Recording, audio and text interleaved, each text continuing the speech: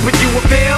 What I do it will. Shooting from the hip, yeah boy, shoot to kill. Have a breath left on my deathbed. Hello everyone, and welcome to Gamer Station's Browser Games of the Week for the week of July 3rd. And I'm your host, Steven SnakeYukin Lindsey. Now we have a lot of games to cover this week, so let's get straight into our list. Time for a usual RPG adventure. Or is it? Well, you aren't taking on an evil entity that has plans to take over the world, so it's not that cliched. Your mission, kill the rogue Admiral Horn and anything else you feel like in the way. And you thought you had retired too. You can never retire in RPGs or any game. Travel a vast world by going from point to point and killing enemies on those points. It's a tale of love, kind of. You play as Harry, who's been taken to another dimension because your girlfriend's friend is in love with her, and he decided to use the magic pencil to create a hole to another dimension. The game is a trial and error game, which at points can be annoying as you try to figure out the developer's logic. Figuring out someone else's logic is easier said than done. Also, the game might be a little bit too slow-paced for some of you out there. A spaceship combat game that involves a lot more clicking than most would hope for. You control a ship that you can customize to look how you want with parts you gain on each mission.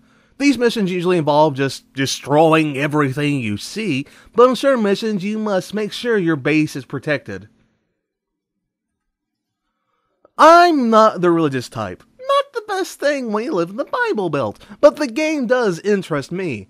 In Run! Jesus Run! You play as Jesus, who has 10 seconds to finish the game and obtain 12 apostles. The game is drawn in 8-bit style, and it's pretty fun to play, even if you aren't Christian. Plus, it only lasts 10 seconds if you don't like it. From the people that brought us Vehicles, another Browser Game of the Week pick, comes another game quite similar to that one. The difference, instead of trying to destroy evil cars and stopping in a certain spot, in this game you have to kill people. It's like a dream I had before.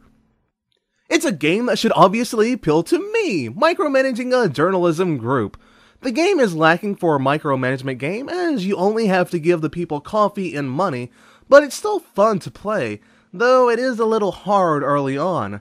You are helping to build a journalism empire by hiring writers and other journalism staff, adding items to your place to make it look better, making sure you have enough coffee, and keeping away girls, gang members, and zombies. All in the normal day of those in journalism. Just ask me! Another game that's getting on our list because I'm not really sure how to think or feel about it. The game is an unusual brawler in which you play as a bear, whose only move is a hug and reassuring words like, "They're there," and "I understand." The people you go against range from litterers to John Wayne Gacy and other people that really need a hug by a bear.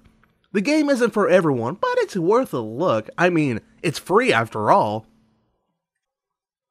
I've heard of beer pong, never played it, but not wine pong, also never played it. I've only played the original pong. But it seems to be the same thing between beer pong and wine pong. The only difference in the game seems to be that there's wine.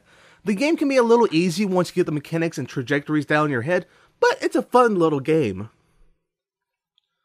In a filler once a week Turtle Talk-esque game comes Meteor Launch.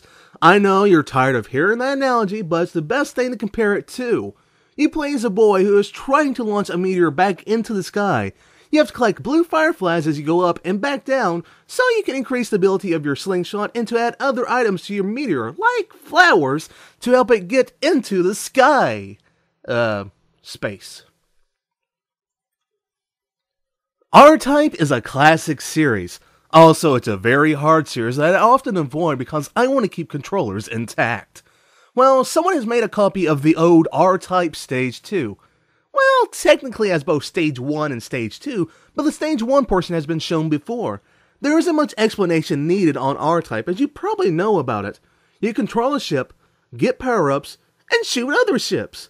Also, you'll likely get pissed off if you aren't used to these games, because you'll probably die over and over and over again. Why can't I quit dying? You suck! Shut up! Warning, the next game on our list contains graphic violence that some of you might find offensive. So if you don't like seeing blood, guts, mutilated bodies, dismembered bodies, then you shouldn't watch this next game. Skip ahead to about 540. The sequel to, well, Arrival in Hell 1 comes Arrival in Hell 2! You take on the role of a prisoner who previously in 2006 and a few weeks ago in the remake just blew up some of the prison while escaping from a monster. Well, now there's a new monster and you're still trying to escape. Well, time to point and click and try to figure out all these puzzles that involve getting out of a jail. It's time to go the distance as a fish. That reminds me of Nemo if he was going through a punk music time in his life. You control a clownfish with either a click of the mouse or the space button, which makes your fish swim. The point, go as far as you can and I suppose collect coins as well. No, it isn't about taking care of dogs at a pound. It's about pounding dogs. I know that sounds cruel, but they are attacking you on your ship, so you gotta defend yourself one way or another. There are several different types of dogs too. The plain mutts, kamikaze dogs, dogfish, and even robot dogs. Just make sure not to touch the electrified stingrays. I never knew there were those. Now this game takes me back to games I never played. The game is a mix between RPG elements and a turn-based strategy in which you play as a manager for a group of gladiators. Mind you, they are often monsters, and you also take control of them while in battle. Movement time is determined by the speed of the characters, which seems to be more important in the game than most others. The game starts off a little difficult, but after a while, the difficulty will become a little easier, if you have the right team. Also, there's a good likelihood you'll miss your hits a lot. It's the sequel to, and much improved over the previous, the gun game. The point of the game is simple. Play mini-games involving you shooting stuff to get more money experience that allows you to get new guns and perks.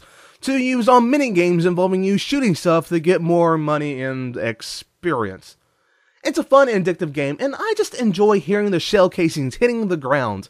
Also, for you gun nuts, none of the guns sound the same, so that's always a plus. I'm not sure if they sound authentic or not, but they're not the same. And with that, this week's Browser Games of the Week list comes to an end. Now, if you don't know, each and every Sunday, we're going to be putting up a new video in our Browser Games of the Week series. So if you like this video, like knowing about some of the new browser games that come out in a week, or simply like our other videos, just subscribe to us. It takes only one click. Also, we're currently running a contest in which you can win a free copy of Machinarium in Frozen Synops.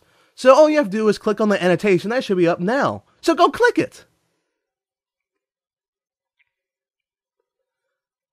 Okay, enough time has passed. It's time for credits! 121